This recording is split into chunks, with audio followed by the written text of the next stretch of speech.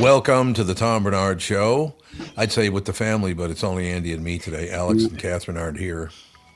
So, welcome to the Tom Bernard Show with Tevin Pittman. Andy Bernard. And adopted kid, Kristen Burt. Adopted kid, Kristen Burt. There you go, ladies and gentlemen. Yes, and indeed, Kristen Burt Entertainment News brought to you by North American Banking Company. Go to nabankco.com to learn more. Member FDIC, equal housing lender. Okay, so we'll start with this.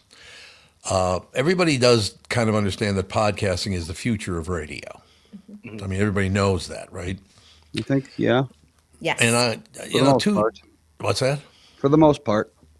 Well, it's going to be the entire future, not very long. And I saw something today, it just popped up about, I think, a half an hour ago, something like that. You know who's formed a partnership with their podcasts? That would be Cumulus, is being absorbed, their podcasting is being absorbed by George Soros. You believe that? Yes, Odyssey and Cumulus podcasting is coming together.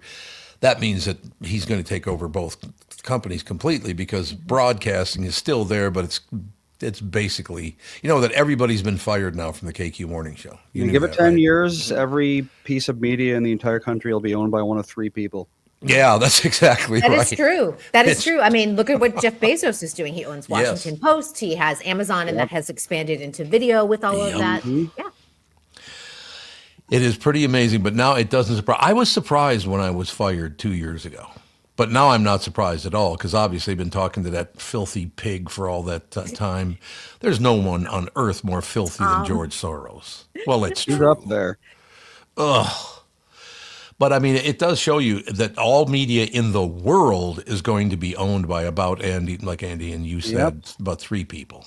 Yeah, it's that is very true. And unfortunately, because it becomes, certain people have a monopoly on the media, that's the information you get, it just becomes a very narrow view. Are you saying that my views didn't exactly align with George Soros's views? That's hard to believe. Remember back in the day when you'd had a career and you were at some place that somebody would, let's say, like the people at CCO, Boone and Erickson, they were there 30 some years, maybe even 40 years, had this beautiful send off and they retired and it was all wonderful. That doesn't happen anymore. It's just you get the hook and we're not even going to tell you why you're getting the hook. But yeah, no, I think Zepp was just basically quietly shuffled away, wasn't he? Yeah, he was. Did they give him a nice farewell or anything? Or I don't think so. Yeah. Well, and AI is going to play into this too. That's the other thing. No question. Yeah. So a lot of the news will just literally be a robot delivering your news. So I actually, honest to God, I called a couple of media places in town and I said, if you're even considering this, because I was talking about doing maybe 1 day or 1 hour a week or something like that. I don't want to host a morning show anymore. I love doing this show, so I don't want to. I mean, this is the future of broadcasting anyway, right? But I just told him, I said, we had talked about doing an hour or two a week, something like that. And I said, if you're even thinking about blending together with George Soros, I have no interest in working with that puke and ugh. Well, how many radio stations in Minnesota aren't owned by some super mega conglomerate? Hubbard is they're not really a conglomerate. I mean, we got very lucky. This is now, this is a broadcast in the Hubbard network and the whole deal. So, well, Hubbard is still owned by the Hubbards, right? Yes. So it's still in the family. It's not owned by just like some overseas quadrillionaire who, with like a board of directors of 15 people. Yeah. Which is good. Honestly, in this day and age, it's really good. And, bravo to the family for hanging on to that business because it's not easy either in this landscape. I'm sure they've been offered. People have probably gone to them and said, yeah, we'll give you $10 billion for your company. And they would have had to say no to it. One warning I do have for all of the morning show people out there that do pretty well. When they fire you, they're going to tell the media that you retired because that's what they did with me. They fired me and then told the media that I had retired, which was a flat out lie. But what happens there is if they read you're retired, they don't bother looking for you. That's true. Because they know you retired, according to the newspaper. They'll do it to Ryan Seacrest. Like, that's the thing. Like, you think like everyone's untouchable, but at some point it happens. Yeah. It happens. The company's trying to save face, because even if it is like, if they're like, okay, yeah, you have to go, you're going to have fans, even if your ratings are declining, and then they don't want all your fans to go, oh, well, we don't want to listen to your shows anymore, so we're not going to stay tuned in because of what you did to Tom. So yeah, he retired so everybody can be happy and you guys can stay listening.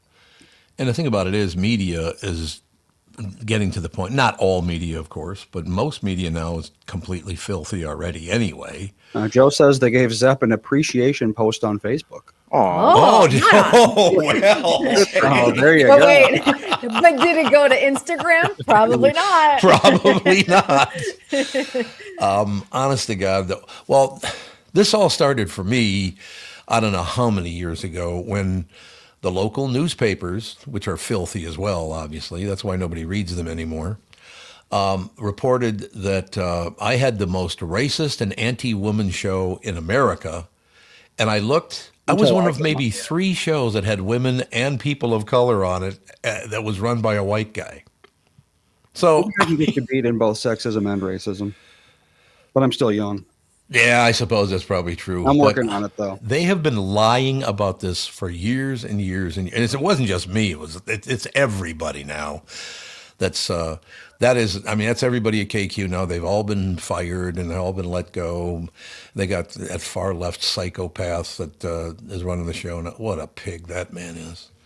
You know who introduced me to him, don't you? Tevin, your fault. Me? Yep. What did I do? Jeff Cesario, I believe, was appearing at your deal, and he introduced me to Steve Bloodsucker or whatever his name is. I think that's his last name. Yes, I think it is. I'm not sure, but this Blutzucker, it's German. Yeah, there you go. Something like that. But no, what's kind of weird for me is after 2 years, I actually feel good about this because I could never understand. I was the only one that was making any money for that place. Why would you get rid of me? And now I understand. Because you were expensive. Yeah. That is the bottom line. Yeah. There's no question about it. Too expensive. Even though I brought in all of the money. Doesn't matter. You're expensive. Doesn't matter. You're too expensive. You're but now they have no item. money coming in. Mm-hmm. That's the thing. And I think that's what people need to realize as things kind of get swallowed up. If you're a senior in your career, it's still, even if you're bringing in dollars, even if you're a name in the public, you are a line item on a budget. So that's the tough part. And I'll never forget, the Star Tribune reported when I retired that the reason I retired was, they didn't really have a reason for it, but they reported that I was the top rated morning show in the early 2000s. Yeah, well, if you consider, 2010 to be the early 2000s, Andy, was it 2008 when I went into the National Radio Hall of Fame? Was it that long ago? No, 2018. I was going to say 17. I think it was 17. It was 17, Tom. It was 2017. Yeah, it was right. Because I was around. Melissa, yeah. And I do remember they reported that at that time in 2017, now remember, Star Tribune said I was in the number one show in America in the early 2000s. Well, apparently 2017 is the early 2000s because they reported at the United States Radio Hall of Fame that I was the highest rated morning show in the country. When is the media going to stop lying to us, do you think? Well, did they call? My question is, when you retired, I say that with retired, yes. Retired, air quotes. Sure. Did the Tribune call for a quote from you asking about your retirement or why you were retiring? Yes, and I told them that I didn't retire. And you know what the lead to the story was? As usual, he was very crabby when we spoke to him. I mean, they couldn't for 1 second be humane about anything or human. I was still the bad guy because I handed them their ass because at Star Tribune, before we kind of took over media in that time, because we took over media for radio, not television, but radio, newspapers, all that stuff. The number one thing he had to report, even though I sat there with him and his camera people and all the rest of it, he had to report, as usual, he was crabby as hell. It's like, why can't you just be a human being? You now are all out of jobs, pretty much. Is there anybody left at the Star Tribune? Oof, I know that they've definitely cut back over time. I haven't read the newspaper. I haven't read any newspaper. They still make quite a bit of money. They have 240,000 daily circulation. That's pretty decent for the Star Tribune does? A city newspaper. Yeah, that's good. Yeah, but you have to remember, there's a lot of fish to wrap in Minnesota. Who was the gossip columnist at Star Tribune for a long time? Cheryl. What the hell was her name? The black woman. CJ. There you go. Exactly. The only person there I could name, literally. Yeah, I think her name was Cheryl Johnson, wasn't it? I think CJ was. I think her name was Cheryl Johnson. Not a big fan of mine either. No, we had her on the show actually long time ago, and she was cordial. Yeah, Cheryl Johnson is her real name. Yeah. CJ. I used to read her column all the time. I'd be like, "What is the local Minnesota gossip?" Well, she retired in 2019, so I don't know what she's up to these days. She and I were connected on Twitter for a long time, and she used to actually DM me if there was a big breaking like Hollywood story, and she'd try to source something for a quote. I'd go, off the record, and she would use some of my quotes sometimes. But it's been a long time since I've heard from her. So, the great thing about, and people are going, why are you in such a good mood when you read this? The reason that you got fired and all that, because I could never figure out the last 2 years, why would you fire me? I make all of your money, but now I know why they did. Because they know I was going to work with George Soros, and Soros wasn't going to work with me. That was not going to work out. This has been going on probably for 2-3 years. They've been talking about doing this.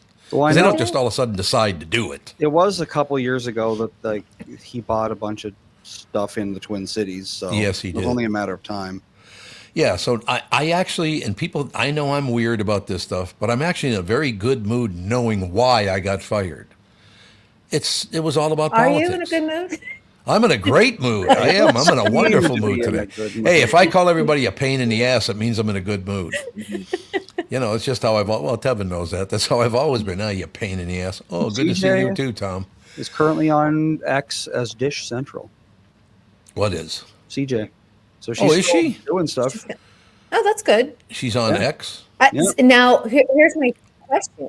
Was she retired from the Star Tribune? Because again, I wonder. There is an article.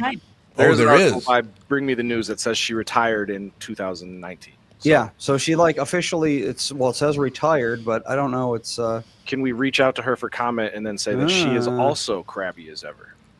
Well, I said I was in a good mood. Damn it, I'm not crabby. I also want to know if she's air quote retired because I do wonder if at a certain point where she's been there so long, they go, we'll just say that you're retiring, and maybe that was their way of laying her off, which happens quite a bit. It sounds better for them to say, oh, they retired rather than we laid them off. Right, after 30 years. Yep.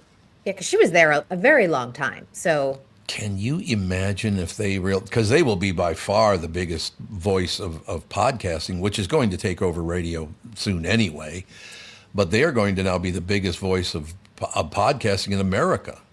Having all of Odyssey and all. Well, I think the if you look at the top 10 shows, they're all over the place. It's not like so far, as of right now, there's not one media company that has, the dominant we have 16 shows in the top 20 or anything else like that. No, I'm talking about podcast. Or you mean podcasting? I'm talking about podcasting. Oh, you are okay. Yeah, okay. I am. So it really is kind of very divided.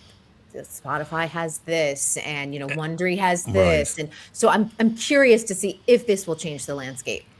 I don't know. It's going to be rather interesting because I all of a sudden some puke multi-billionaire is he from Australia? Where is he from? Who? Soros? Soros? No, he's like Hungarian or something. Or Hungarian? That's what he is. Australia, Hungary.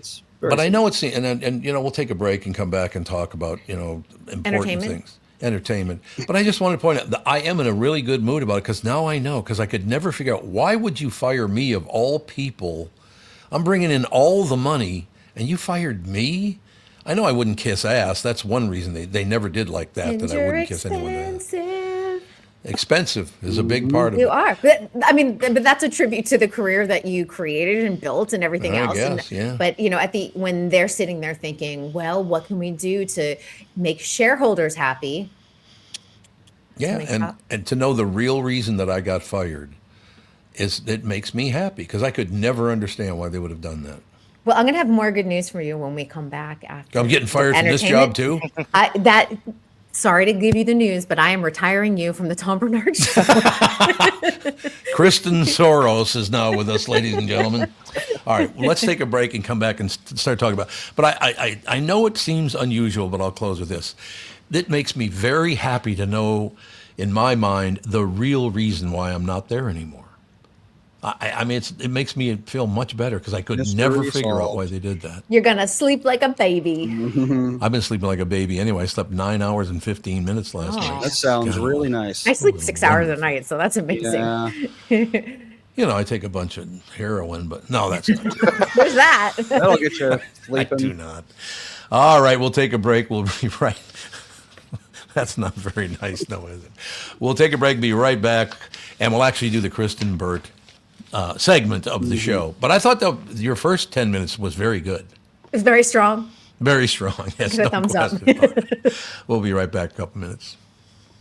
From Bradshaw and Bryant, Michael Bryant. What's up, Allie? Oh, not much. Doing my usual thing of telling people they shouldn't be texting and driving. In Minnesota, you can't have your phone in your hands. You can use, hands free, but you can't have your phone in your hands for whatever reason. And that's why they made the law the way they did, so that police officers could see a phone in your hand and you got no excuse for why you got it there. Do people know that that's the law? I hope so. I mean, they used to follow it, and then kind of COVID kind of made people forget. And now it's like a freewheeling world out there with cell phones. Let's say you get pulled over because you do have a phone in your hand and you're not watching where you're going. You got to be in pretty big trouble then, I would guess. Well, the first one's not as bad. It's the multiple ones, the problem. And once people start stacking them up, then they have a big problem. And then what we're doing in car accidents is we've started bringing motions for punitive damages, because I'm trying to use the civil law any way we can to stop this, because it needs to stop. Whenever I'd had any problems in my life, who was that I called again? It was like an MB, something like that. Bradshaw and Bryant. Ladies, ooh, boy, there was a crackle there. Ladies and gentlemen, MyPillow is excited to announce that they're having the first ever mega sale on overstock and clearance and brand new products. For example, save over 50% on this season's flannel sheets. Queen size only $59.98. King's only $69.98. They sell out fast every year, so order now. Save 30% on their brand new My Crosses. They're designed in the likeness of the one Mike has worn every day for over 20 years. They come in men's and women's size. They're all made right here in the United States. Get the 2025 six-piece My Towel sets for only $29.98. The initial quantities are extremely low, so get them now before they go. And the best-selling standard MyPillow, just $14.98. To take advantage of the first ever mega sale, go to MyPillow.com. Use promo code TOM or call 800-516-5146. But wait, remember that $75 free shipping rule? Well, that ship is sailed, because right now every order ships absolutely free.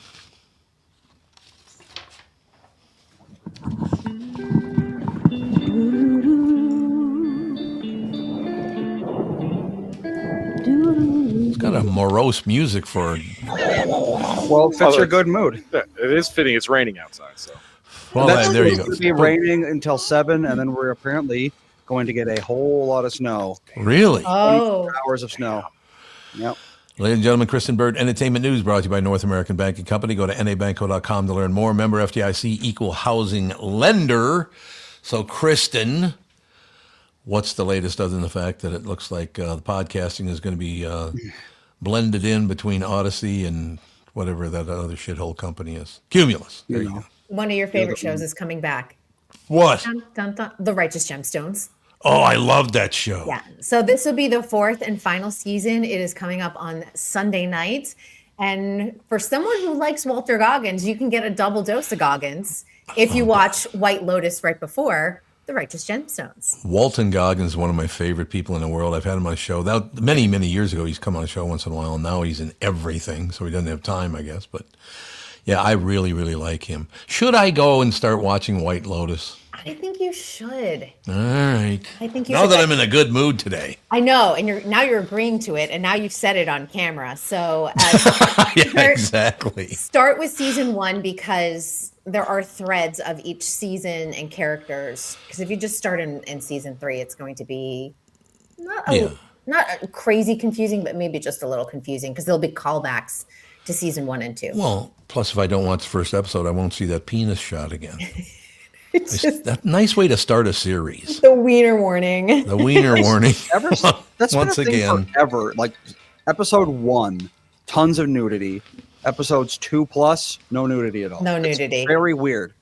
That's weird. It's interesting. They just want to hook you. Like, Yep. here comes the sex. They sure do. Well, I suppose that's probably true. Yeah. Yeah. Yeah, there probably is a situation. Have there been But- any more breaking reports on the Gene Hackman situation? Because Oh, every yeah. day it Question. seems like there's something new and it's unusual. I think the two big things that came out of the weekend were, first of all, definitely not, carbon monoxide poisoning. They've like triple checked at this point. Yep, not But carbon it's monoxide. The timeline. His pacemaker, Gene Hackman's pacemaker, stopped on February 17th. Oh. The bodies were not discovered until February 26th. So now it's up to investigators to rebuild what happened over those 9 days.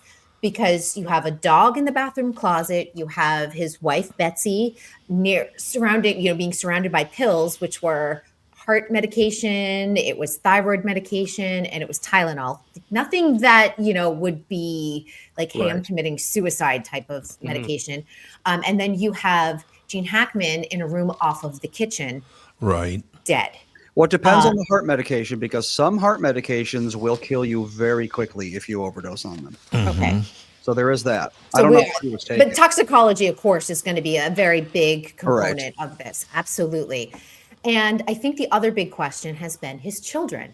Because people are saying, well, wait, 9 days went by and like nobody noticed. That's what I was saying. Well, yeah, here we go. So yeah, here we go.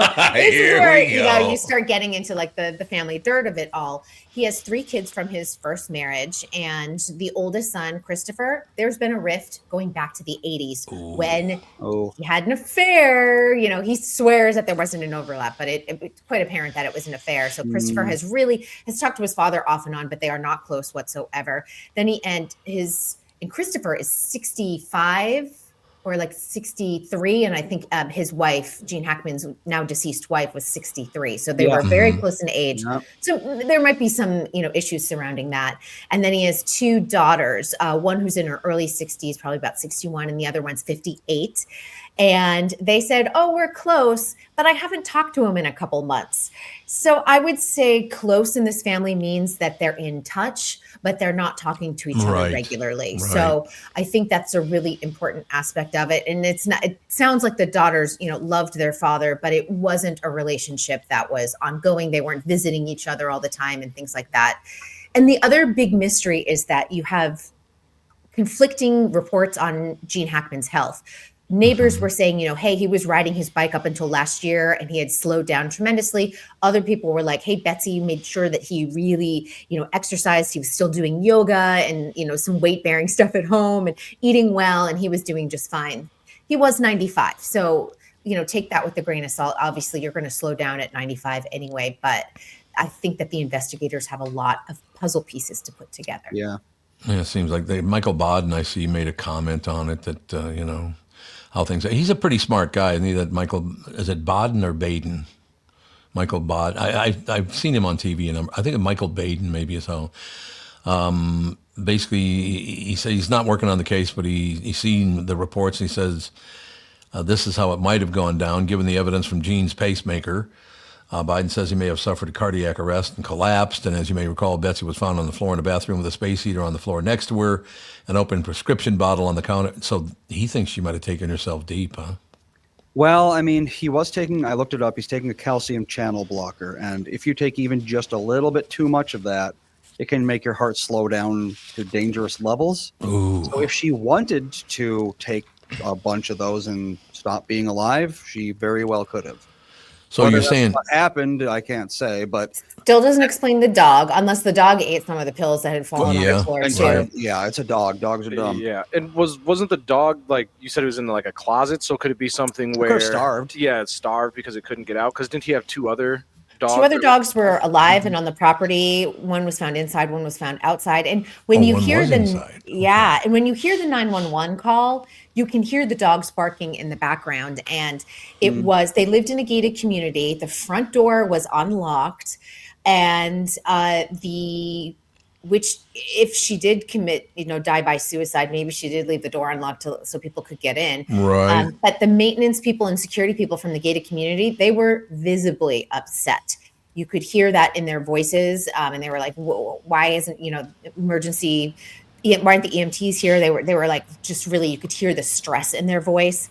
And, there was mummification on Betsy's hands and feet. And that's the other, realizing that they had spent some time deceased. Yeah, a very long time. Mummification, not necessarily. So basically, Andy, what was that medication again? It was a calcium channel blocker. Okay, so your heart, your cardiac pacemaker, which is a normal part of the heart, needs these calcium channels. So what happens is the calcium goes into the channel, your heart beats. The blocker makes it so if it's beating too fast or too hard or whatever, it blocks that a little bit. So you take that, it makes it a little less sensitive to those calcium channels. You take too much, the calcium channels stop working, your heart stops beating. But I mean, it slows down first, right? It depends on how much you take. If you're supposed to take one, you take two, your heart's going to get pretty slow. But if you take a handful, heart's going to stop. Well, because I was on the phone just now with Kristen's husband, I said that he and I should both take that whenever our wives walk into the room. I'd recommend a beta blocker, much bigger. A beta blocker would be better. Okay. Okay, we can get that done. Yeah. It's too bad because, like I said, when he started writing books, I used to have Gene Hackman on this show a lot, or the morning show, and he's just a great guy. It makes me so. Well, he's 95 years old, I suppose. He was 95, yeah. He probably did die of a heart attack, and then she took herself deep. It sounds like. Well, we'll see. We're just waiting autopsy and toxicology reports. And if people haven't seen it, Morgan Freeman did a really nice tribute to him at the Oscars. The clip is on YouTube, so you can watch the whole Oscars. And it's like a minute and a half, but it was very effective. It was a nice way to honor him. That is very nice. So do you think, I mean, this looks pretty much how it really did happen, don't you think? If we're playing detective, sure. Yes. Yeah. Yeah. And that's I always I'm leaning toward at the moment. Right. And I hate to just say it's our speculation because there's always going to be one person that'd be like, Kristen and Tom and Andy and Tevin said. That's true. That's this exactly is misinformation. Right. So this is highly speculative, and we're going to wait until we get the official word. Yeah, watch it turn out that a meteor struck their home or something. Just completely off base. They were in Santa Fe, Anything can happen in New Mexico. Anything can happen. I suppose that is true. A UFO crashed into their house. The aliens came and snatched their bodies. Yep. I'm going to have to watch Scarecrow again. It's one of my favorite Gene Hackman movies with Al Pacino. God, it's a great movie. It's not that big, though, was it? Was Scarecrow that big a movie? I feel like he had so many other big movies because of Unforgiven, French Lieutenant, right? Even Royal Tenenbaums, I feel like comes to mind ahead of Scarecrow. The whole Scarecrow thing. did $4 million in the box office. That's it. Just rentals, apparently. Oh, just rentals. Okay. Off of Tom. $3 million of that was Tom. Yeah, so I had to pay $3 million. $1 a day. Just rent a couple 100,000 copies, and there you go. I have a question. If you're going to rent the movie, why don't you just buy it? Because you only want to watch it once. I'm not the kind of person, like, for example, Melissa has a handful of movies that she likes to watch every year or, every 6 months even. But I am not like that. If I watch a movie, I'm good for 5 years. Yeah. At least. So, I don't know. For me, it's like renting it. Why not? Because I'm not going to watch it again. Maybe. Well, I suppose. Yeah, that's true. There is a trend right now of collecting hard media again. When everyone had DVDs and then everyone sold their DVDs, and now it's going back to that because a lot of the services, let's say you buy the film on it's Amazon or Disney, you don't own it. Every once in a while, they'll just clear out the library and it's gone. So very true. A lot of people are going back to owning the DVDs again. And the thing I miss on the DVDs, and I love this when I used to, and I still have it. I still have my Sex and the City collection and I have my Gilmore Girls collection. It's the commentary. You hear from the directors or the actors, how they went into the scene, like all the behind the scenes stuff of, we were supposed to do this and we decided to change the dialogue. That is always interesting to me. And you don't get that aspect of it anymore unless they do a podcast about it, which some shows still do, but a lot of shows don't. I actually had a couple years ago, I had a major product of a previous generation moment. So video games these days don't usually come with instruction manuals. They come with like a link to the instruction manual. Like on the Switch, you can open the instruction manual from inside the game, which is handy. You know, you're playing the game, you want to go, check out the manual. Why not? But they don't have paper manuals anymore like they used to.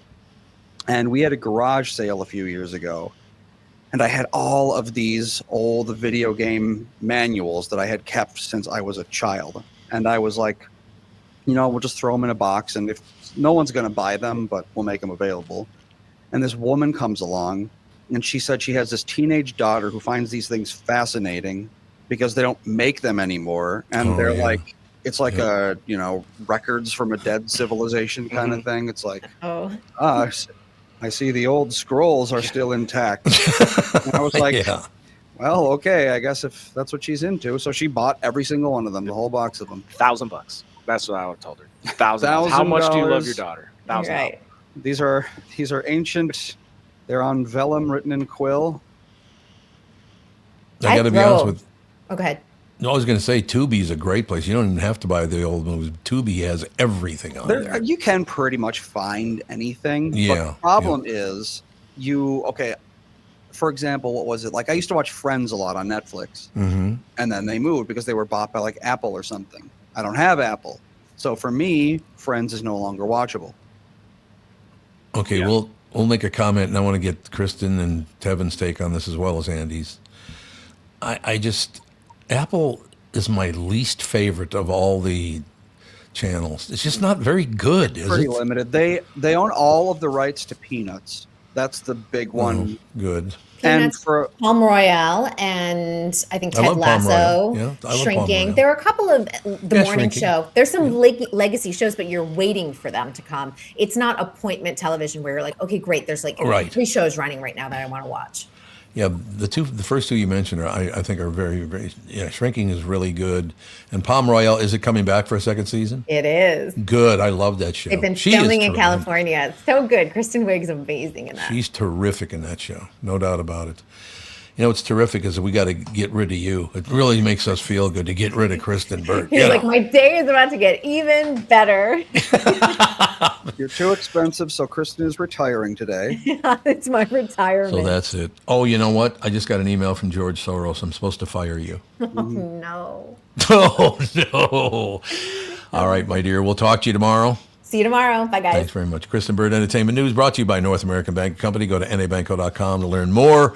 Member FDIC, equal housing lender. We'll be right back in a couple of minutes. Chris Eggert will join us, correct, Andy? Yep.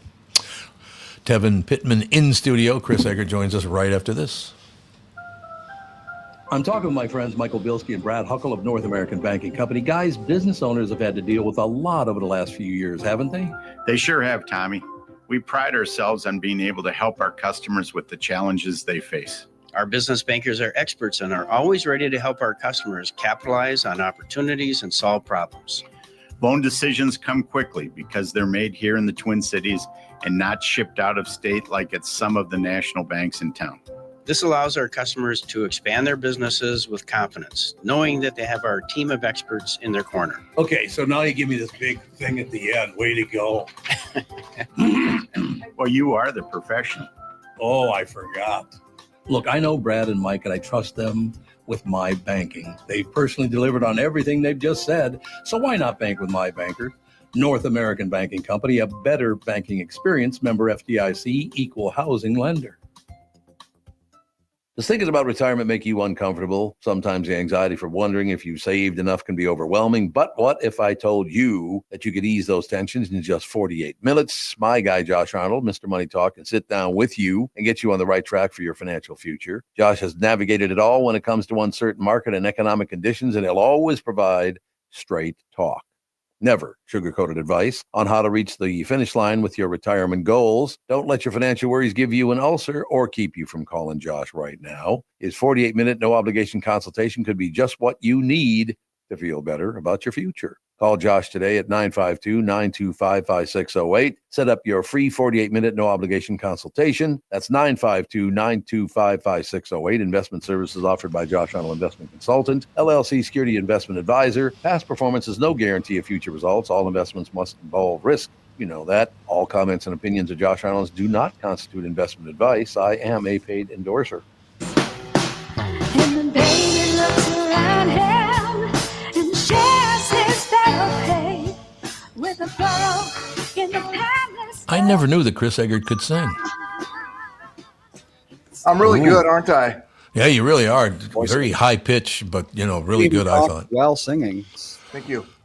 Yeah, talking while singing, that's pretty good. Ladies and gentlemen, Chris Eggert brought to you by Mr. Money Talk, Josh Arnold. Call Josh today for your free 48-minute evaluation, 952-925-5608. Mr. Eggert, there's tons of stuff to talk about today. What's going on in your world? Well, just a second ago, an alert came across from the Associated Press that apparently Volodymyr Zelensky is regretting how things went in the White House last week. Friday. Just put out a statement like a couple of minutes ago. It was regrettable, adding that he stands ready to work under Trump's strong leadership to get a lasting peace. Oh, so you get another, he's got 7 planes. Did he get an 8th one? I don't know about that, but they cut off funding overnight, and you kind of think everybody kind of, I saw it seemed pretty obvious that this was going to be coming. Ukraine is ready to come to the negotiating table as soon as possible to bring a lasting peace closer. Nobody wants peace more than Ukrainians. So there you go. You know what amazed me on social media? People definitely took a stand on that, whether it was pro-Trump or pro-Zelensky. They definitely took a stand on who they were supporting. Well, I think that's kind of generally if you're going to take your opinion to social media, most people aren't going to go on there and go, that was interesting. They're going to, flame up their side. But yeah, I guess we'll see how that goes from here. But it seemed like that was probably going to be happening. You know what amazes me, Chris, and I won't name any people, but because you know some of them, but I have a lot of friends that have commented on the Zelensky thing. They've commented on Donald Trump himself. My God, people have very strong opinions about that stuff, don't they? Yeah, well, for sure. And people who, it's just funny to me how everybody's a geopolitical reporter. Oh yeah, in their real life, like somehow. That's absolutely true. Well, why would Russia? Everyone's like, oh my God, you don't know. To me, I wasn't that surprised about how that went down on Friday. Like, if you're, I'm trying to look at it from Zelensky's been in a war for how many years? He's got to portray some kind of strength, right? He can't be in a point of for his own people. For his own people. I'm not talking about how he acts in front of Donald Trump and J.D. Vance and whatnot, but I feel like had he just gone there and said, yeah, okay, cool, yep, whatever you guys want to do, we're good. I don't feel like that would have went over well in his home country, right? Like they're in the middle of a war. I feel like that whole thing was a bunch of BS, to be honest with you. No, I think you think that was just all-star wrestling? I do. Yeah, I understand. I mean, if the conspiracy theorist part of me does, yes, I do think that. I think they had all this crap worked out anyway, and I don't know. Yep.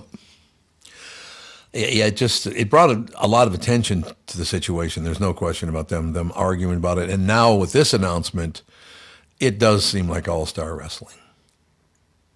I don't know. I guess I'm too far down the rabbit hole on all this stuff.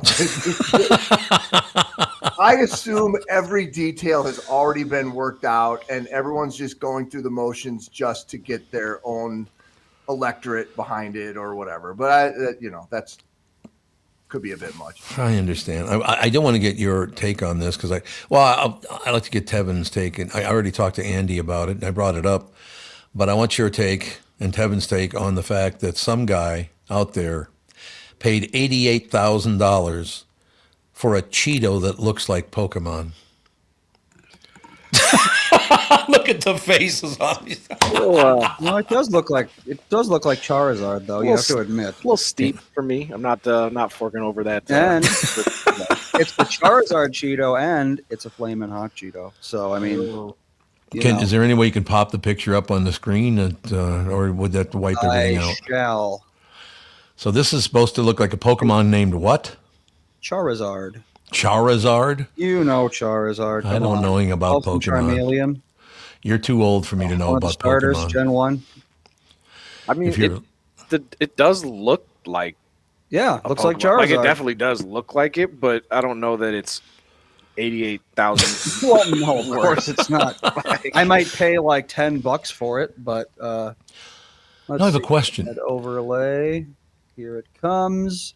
Okay, for that thing not to melt away eventually, aren't they going to have to put it in an air? Oh, I see what you. Yeah, it does. It looks just like that. You got the wing up top, and then you got the horn even. And he's got the tail. No, Cheetos don't like. I mean, oh no, they probably survived the apocalypse. Yeah, Cheetos. Yeah, and it looks like it's maybe laminated or something. So somebody made it up. No, so they like put it in like some sort of protective case. It looks like. Well, I suppose it's a good idea. I'll put it back up. See, it's like you can kind of see like the laminate, like the bubble over by the tail. Yep. Yeah. So someone laminated it, so it'll last well past any of us. 88 grand for that, huh? For that. That is the dumbest thing, and I've heard a lot of dumb things today. That is the dumbest thing. Yeah, like the amount of money that I would have to have in order to purchase something like this for 88,000. Like even if I was, Bill Gates, whoever, I can't bring myself to pay that much money for a Cheeto. I certainly understand. No question about it. I might have paid a quarter for it, and I still don't even know what the thing is. What is a Pokemon? Don't act like you don't know Pokemon, Chris. I'm 51 years old, man. Pokemon wasn't a thing for me. He's out there EV training his Raichu. Yeah, there you go. Playing Pokemon Go. So he can beat Articuno. There you have it. Let's see. I'm going to get a picture of Charizard up for you. Here we go. I'll download this one.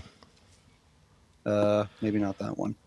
Maybe not that one. The internet is everything is in a different format, and all of it doesn't work. I know, that's true.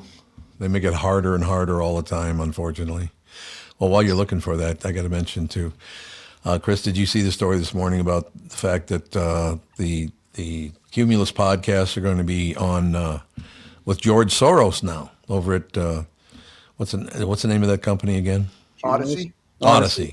That's right. Yeah. Yeah, Odyssey's going to start handling it. So now I'm in a good mood about it because now I know why they fired me.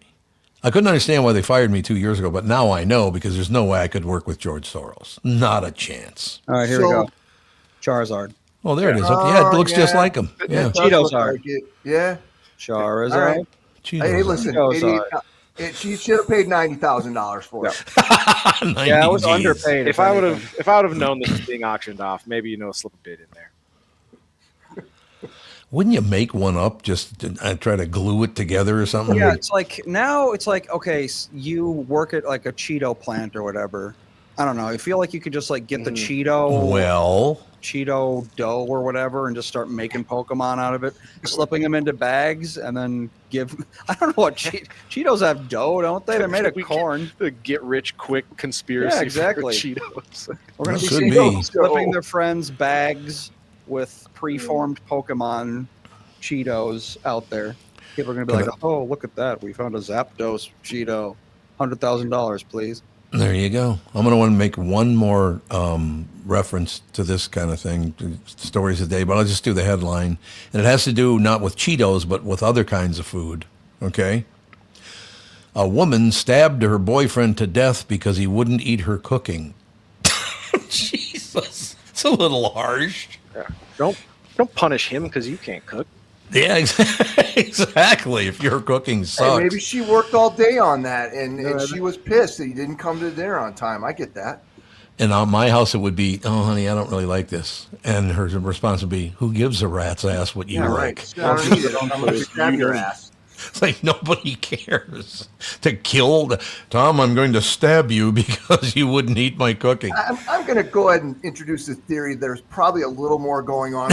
Yeah, that was the final straw. It was literally just that. Yep. Perfect marriage up until that moment. And then Nobody saw any red flags until that moment, and Jan snapped, and that was the end of it. You're going to eat this tater tot hot dish or else. Yeah, no question about it. No doubt about it. So what else going on in the news this morning, Mr. Eggert? Well, everyone here's getting ready for a little bit of snow tonight. Yeah, that's what I hear. So we get a lot of snowpocalypse predictions, and they're almost never true. What do you say the odds of this one are? Well, no offense, Andy. I don't think almost never true is a very. Well, this what's year, your data point? This year, it certainly feels like it. Because how many of them have we gotten this year? It's like 8 of them.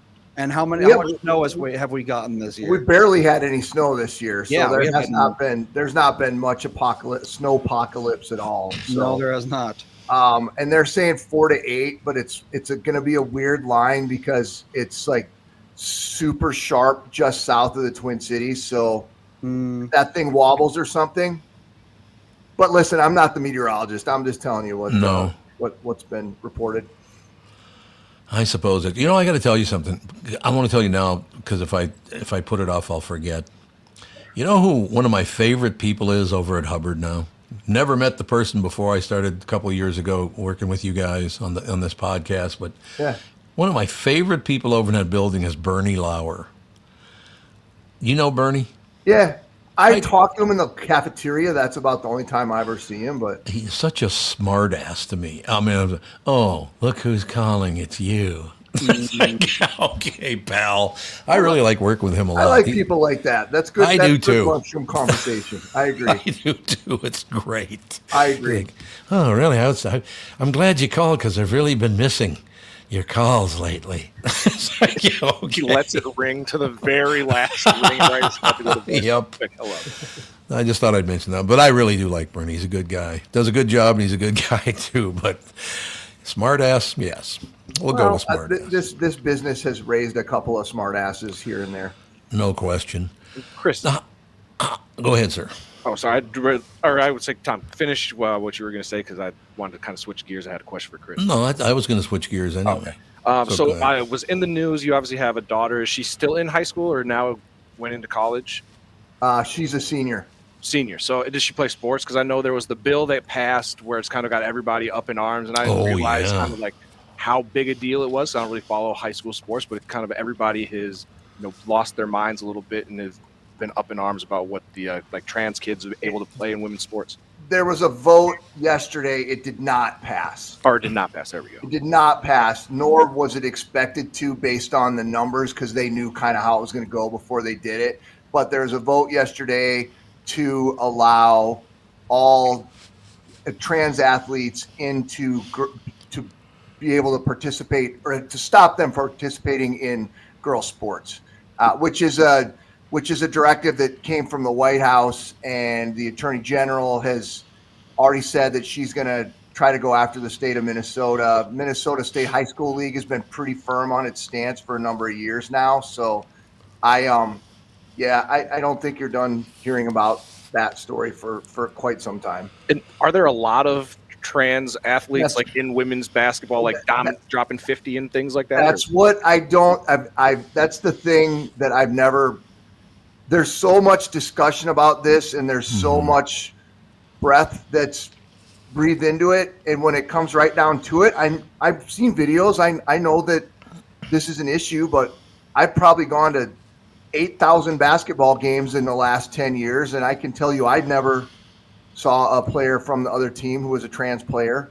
I feel like sometimes the politicians get hooked into these issues that are important to a certain segment of the population.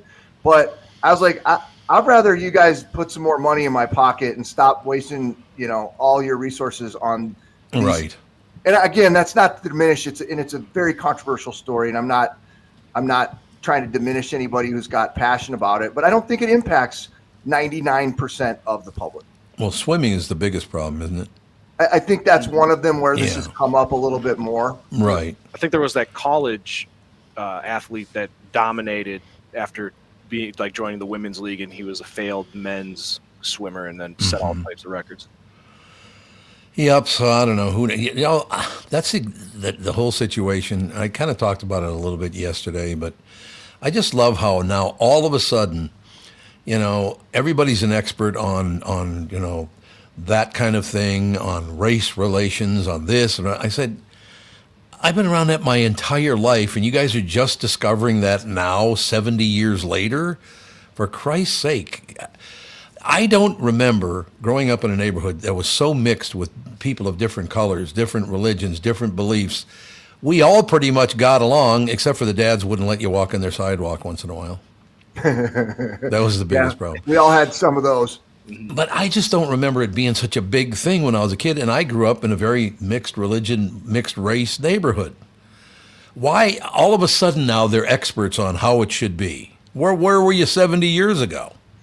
It's just because everybody's got a platform now. Yeah, that's exactly what it is. They may have had the same opinions, but they might grumble about it in the backyard with their neighbor who shares the same opinion. But that was the end of it. Or but everything can rise to the level of crisis because we all have access to platforms that can broadcast what we see and think, and we can join other people who are like-minded.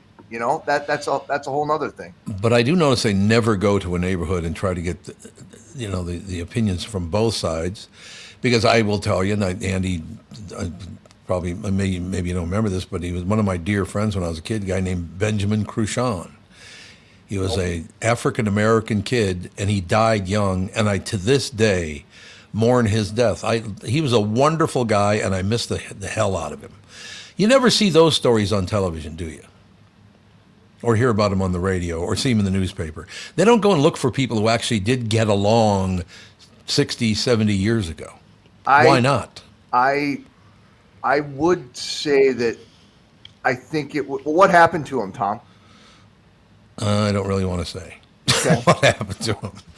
He was just a great guy. Tough, man. He was just wonderful. Actually, Tevin, you kind of remind me, you kind of look like him, like Benjamin Cruchon. And that's, by the way, that's quite an honor. Yeah. I don't remember this guy, so. No, he's dead long before you were born. Yeah. He died long before you were born. But yeah, I mean, would you calm down? The only people in my neighborhood growing up that were ever pricks to other people, it wasn't the Jews, it wasn't the black people, it wasn't the Catholics, it was the Protestants. Well, nothing has changed then. So nothing's changed. Heretic's gonna heretic. Oh, God, no. I mean, I just like to make a point of that. They act like nobody ever got along back in the old days, and it's a flat-out lie. It is. No question about it. Wouldn't you agree with that? Well, division sells newspapers, Tommy. Well, that's very true. It's all about money, isn't it? The whole thing's all about money. One could definitely look at it that way. No question about it. Well, I will tell you one thing. I had another friend, and I don't even want to say his name because he's no longer with us either. But I would go to his house and hang out and have a good time. He's a black man in America today. And the only person who didn't like me coming into their house was his little kid, which I thought was rather funny. Well, because they're hearing in school how, honkies and black people don't get along. So he was kind of like wondering what I was doing in the house. Yeah, and I kind of pointed out to him, I've been in here longer than you've been alive, kid, so shut up. Listen, I'd be suspicious if Tom Bernard walked into my house, too. Yeah, that's a good point, too. That's a very good point. I just wish people wouldn't make money off of causing division, because that's a big part of it. They make a lot of money off division, and I think people generally get along pretty well, don't you? In my real life, absolutely. Yeah. Does everybody share that opinion? Probably not. No. But everything's cool. Just calm down, right? Yeah. Well, good luck getting everybody to calm down, Tommy. I suppose that's true. That ain't the story about in anymore. You know the story about me walking through the railroad yards and bringing a case of something which I thought were railroad flares into the school. You've heard that, haven't you, Chris? I don't think so. Benny was one of the guys with us. It was let me put it this way. It was me an Irish guy, a black guy, and a Native American guy. The four of us thought it was a case of... You were the first village people. Yeah, what? Yeah, that's right. We're the first village people. That's exactly right. With my friend, the Indian chief, the police officer, and the firefighter. Yeah, that's exactly what it was. But this was 1960, 61, 62, maybe something like that. Oh, not even then, probably 59, 60. So the four of us walking through the railroad yards in North Minneapolis, we decided, oh, look at that case of railroad flares. This would be great. We brought them into the school. Turned out to be a case of dynamite. That didn't go over too big, I'll tell you that. Thrown in prison today. It probably would be. You would be in jail, and your parents would be in jail if that happened today. I remember Officer Savanich was his name. He's no longer with us either. Officer Savanich, who was running the show over there, came to the school because they gathered the whole school to tell them, look, if you find these, do not bring them in here. It's not railroad flares, it's dynamite. And I remember Officer Savanich started crying. He said, you boys have to understand how close you came to death because that dynamite is dynamite and it's very unstable. Yeah, and what is the railroad company doing where you're just leaving? Like, did you guys have to crawl? Rock. Well, no, but I'm saying, like, why is it just out? Like, did you have to, like, climb over some fences and sneak in and, like, well, maybe do a bunch of extra stuff? Or was this just out by, your train station? Might have had to force the door open on one of the huts, Yeah. you know. Okay. Look, can I still be popped all these, like, 70 years later? I or think the 60 years later? statute of limitations has got to be fine. I'm hoping it's true. I feel like a case of dynamite should probably be like if a 10-year-old or how old did you say you were?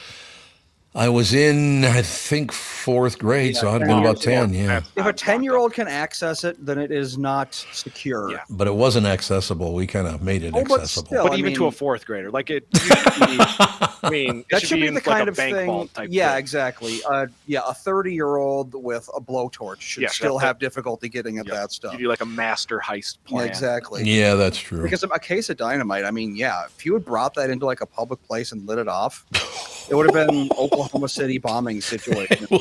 Not good. We thought they were railroad flares. Whoops. What if they were and the cop was just like acting so you Just wrote thought TNT bad on about it? That's a good Yeah. point, Andy. Ah. Yeah, we should have told them, hey, why don't you light one up and throw it out the window? Prove that it's dynamite. Prove that it's dynamite. But I just, whenever I watch TV, it's like, we're trying to bring people together for the past. No, you aren't, because we were together 70 years ago, 65 years ago. Yeah, it ebbs and flows, doesn't it? Come on, grow up. You make money off it. That's why you do it. I don't Right. think people want to be together right now, to be honest with you. I would agree 100%. People just want to isolate and be in their silo and not talk to anybody and just, lock down on their phone for 15 hours and get brainwashed with everything that they want to hear. And, it's too bad. I know it is too bad because it just. You young people. Damn Always it. on your phone. Listen to Mr. 38, almost 40 years old. Now it's you young people. He's going with that one. Charge your phone, eat hot chip, and lie. That's what people- All right, Chris. Any other big stories? I know you got a couple of minutes left, so any other big stories we should know about? Well, the tariff thing happened overnight, went into effect in Mexico and Canada. And I'm pointing this out because I haven't seen what the markets, I'm looking right up now at the screen. The markets were down yesterday because they knew it was going to happen, but they were expected to bounce back today a little bit more. Your former vice presidential candidate / current Minnesota governor Tim Walz is going to be speaking out about this at a farm somewhere south of the Twin Cities today. I'm interested beyond what happens with the tariffs. It's been interesting to see how I think Walz is sort of framing himself as as the voice of opposition. Yep. And I've been seeing that more and more and more the last couple of weeks. So I'll be interested to hear what he has to say today and how much he ramps up his rhetoric back at Trump, because that's definitely you can tell he's definitely trying to make a name for himself beyond Minnesota with being the Well, last night he did talk about the fact that he's seriously thinking about running for president. Yeah, I heard that. Because the last one went so well. Yeah, no, there is that. Well, I don't know. Trump lost the last time and then he That's won, true. so I guess it's anything But can Tim happen. Walz, I mean, I'm sorry. Tim Walz is president. You're a goofball. I don't think he would ever be able to win. There's no way. Oh, hell no. But what I that may or may not be true, and I don't know too many people who enter the race 1 month after the last one just ended and go on to win the nomination. I would guess none, but maybe Grover some. Cleveland. Yeah, okay. I don't have all my presidential facts lined up. It's only happened twice now. This is the second time it happened. Grover Cleveland won, lost, and won. To think that maybe he would run for president and how that would go, whatever, that's neither here nor there. But to see him sort of even step up more in his role of being the chief antagonist, I am interested to see what he says today about that. So My little advice for Governor Walz from Uncle Tommy, stop doing the goofy dancing and arm waving thing. Yeah. Oh, he ain't doing none of that these days. He's not? He's serious, angry. Okay. Very serious? Okay. Yeah, nobody's dancing right now. Chris, with these tariffs, how is that going to affect? Is that going to mean things are going to get more expensive at the grocery store, or is that maybe better for local farmers where we're not importing as many things, so maybe they can make more money? What are the effects? I think the China's going to put some. They're all going to put retaliatory tariffs in place. Right. So the farmers will be getting it on the other end when their goods arrive in China. I don't. We actually have an economist on the show tomorrow on our show to sort of talk it through a little bit more. Nobody knows what it's going to do right now because they went into place 4 hours ago, right? Right. And President Trump has said there's going to be short-term pain for long-term gain with the tariffs. Whether they stay in place long enough to whether we see that.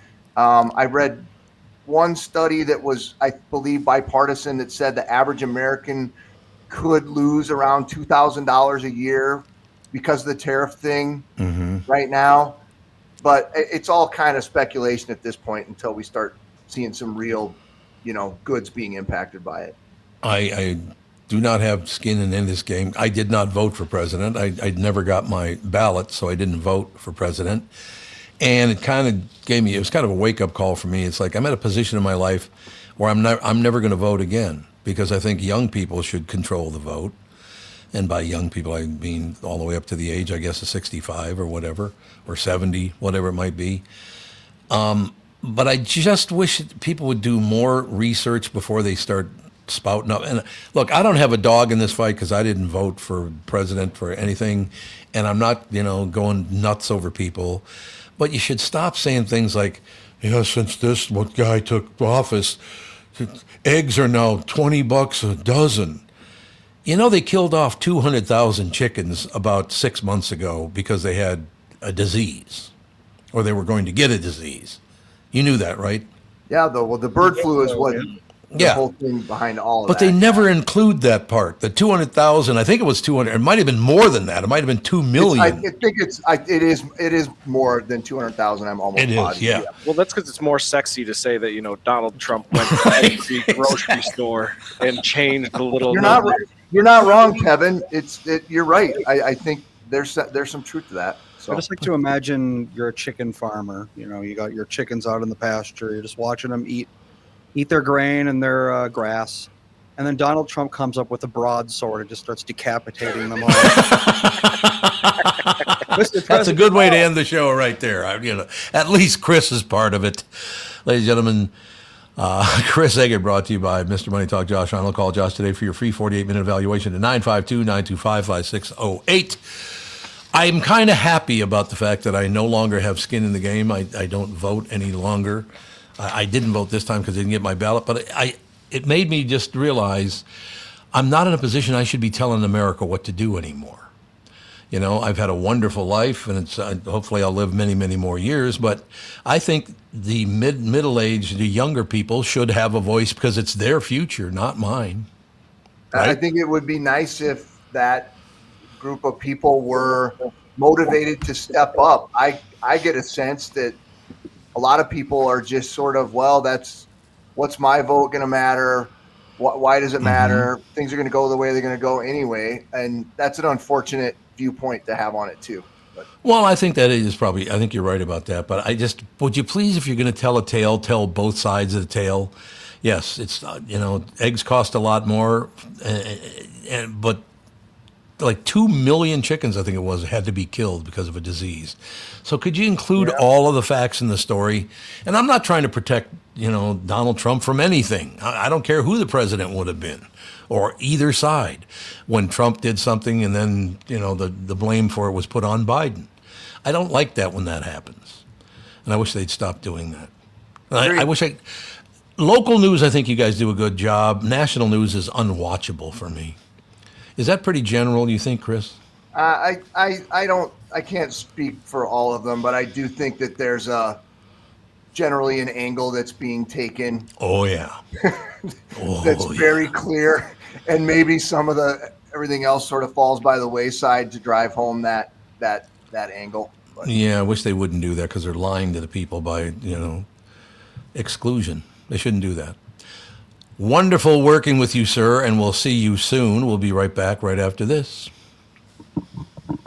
Michael Bryant. Michael, what's up? Dealing with another case where a person gave a statement to the adjuster because they thought the person was really friendly. Is that a good idea? Well, the problem is they know the law when they call you up. And while you're trying to be fair and you're trying to get help, the reality is there are questions you get asked that the way you answer them make a big difference. And people put themselves in trouble. And when they aren't in trouble, they didn't do anything wrong, but suddenly the adjuster's got a statement that can blow up their case completely. What has caused people to be so untrustworthy, I guess is the best way I could put it? They take advantage. Well, insurance companies have hired adjusters whose job it is to deal with unrepresented people. So they're supposed to kind of lure them in, call them every day, see how they're doing. And people are like, oh, I'm doing pretty good. Where the reality is they've kind of adjusted to their problem that they've got going on. So it's not that they're completely better, but the way they say it gets to be a problem. And that's why having somebody who can explain your rights, represent you, make sure that you understand the law before you give a statement can make a big difference in your case. Michael Bryant, Bradshaw and Bryant. I'm talking with my friends Michael Bilski and Brad Huckle of North American Banking Company. Guys, business owners have had to deal with a lot over the last few years, haven't they? They sure have, Tommy. We pride ourselves on being able to help our customers with the challenges they face. Our business bankers are experts and are always ready to help our customers capitalize on opportunities and solve problems. Loan decisions come quickly because they're made here in the Twin Cities and not shipped out of state like at some of the national banks in town. This allows our customers to expand their businesses with confidence, knowing that they have our team of experts in their corner. Okay, so now you give me this big thing at the end. Way to go. Well, you are the professional. Oh, I forgot. Look, I know Brad and Mike, and I trust them with my banking. They've personally delivered on everything they've just said, so why not bank with my banker? North American Banking Company, a better banking experience, member FDIC, equal housing lender.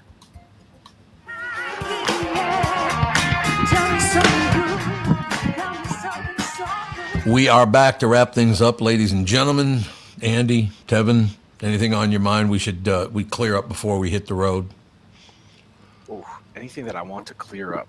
I don't think so. Andy, do you have anything? Any grievances to air? Yeah. Any grievances? Yeah, grievances. Yeah. No, I don't think so. I can give the Ethan report, I suppose, because I know Tom always enjoys that. I do. What's new in his life.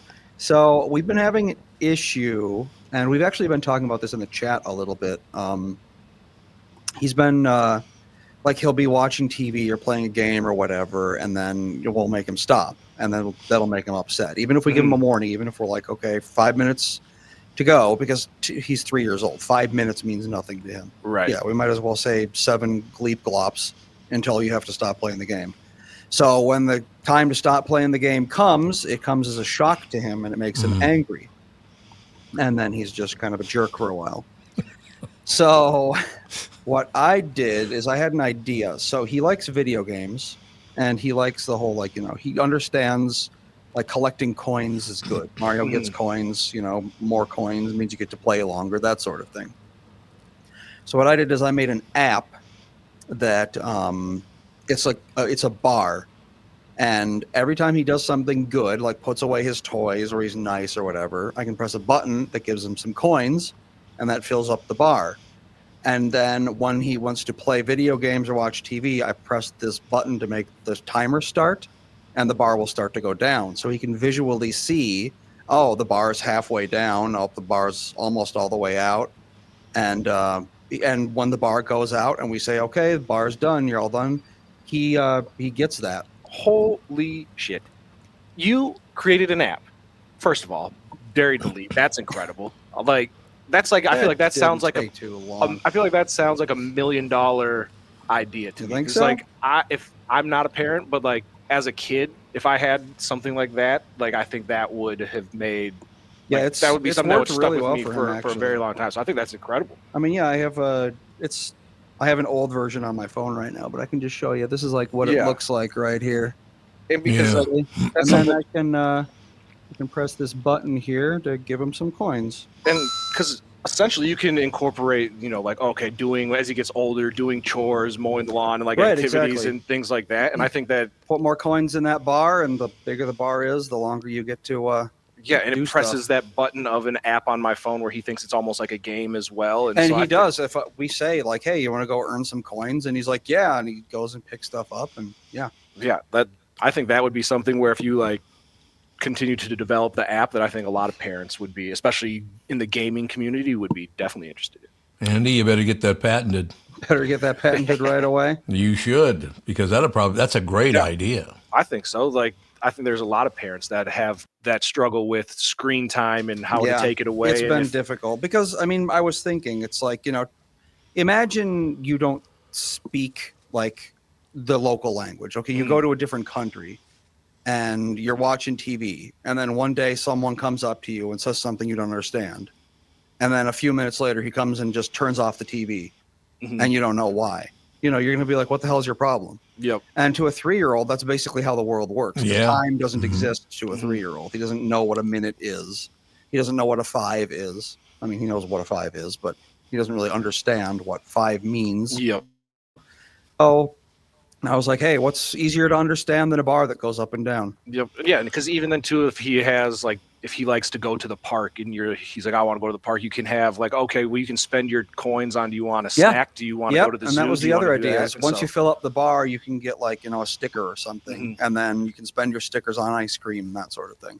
Yeah, I think that's a great idea. Why don't we do this? You put it on the market, make $1 billion, give your mom and me 100 million, and then people go, whatever happened to that one podcast? Just make $1 billion real quick. Yeah. Whatever. He actually retired. He actually retired. Why don't we close the show with the very boy you're talking about, Ethan? Because Tevin, you've heard the drop from Ethan, haven't you? Yeah. Oh, yeah. Yeah, that's incredible. It's a great way to close the show. So, Tevin, we'll talk to you hopefully next week. Is that correct? Absolutely. I'll be here. Andy, we'll talk to you tomorrow. All right, we're going to finish with the drop, you say? Yep, I love it. All right, well, see you tomorrow then. You're listening to the Tom Bernard podcast.